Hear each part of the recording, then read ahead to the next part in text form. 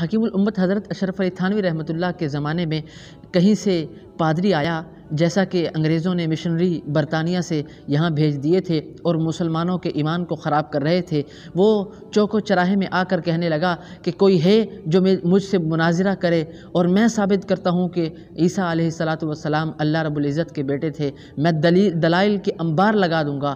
تو اس وقت دیوبند مدرسے کا پڑھنے والا ایک ابتدائی درجے کا طالب علم وہاں پہنچا، اس نے بحث مباحثہ کیا، لیکن وہ پادری اس کے ہاتھ نہیں آ رہا تھا۔ اتنی دیر میں ایک سبزی فروش دکاندار آیا اور کہنے لگا کہ دیکھیں آپ عالم دین ہو، لیکن یہ پادری جاہل ہے، اس سے میں مقابلہ کر سکتا ہوں کیونکہ جاہل جاہل کو سمجھا سکتا ہے۔ وہ آگے ہوا اور اس پادری کو کہنے لگا کہ آپ مجھے یہ بتائیے کہ اللہ رب العزت کی عمر کتنی ہے؟ تو وہ پادری کہنے لگا کہ اللہ رب العزت تو ازل سے تھے اور ابد تک رہیں گے۔ تو اس وقت وہ دکاندار کہنے لگا کہ نہیں، کچھ تو عمر ہوگی اللہ رب العزت کی۔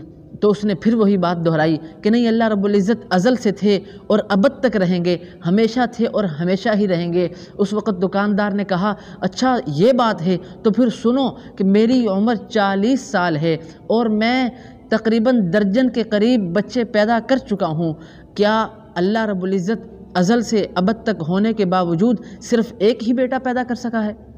اس وقت وہ پادری حیران رہ گیا، خاموش ہو گیا، اور عوام نے اس دکاندار کے حق میں نعرے لگانا شروع کر دیے۔ جب یہی بات حضرت اشرف علی تھانوی رحمۃ اللہ تک پہنچی، اشرف علی تھانوی رحمۃ اللہ فرمانے لگے کہ اگر یہی دکاندار علمی انداز سے یہ بات پیش کرتا تو وہ اس طرح کہہ سکتا تھا کہ کیا اولاد کا ہونا صفت ہے یا عیب ہے؟ اگر تو وہ پادری کہتا کہ عیب ہے تو اس صورت میں تو اس پادری کو جواب یہ دینا چاہیے تھا کہ حضرت عیسیٰ علیہ السلام پھر اللہ رب العزت کی اولاد کیسے ہو سکتے ہیں، کیونکہ اولاد ہونا تو عیب ہے۔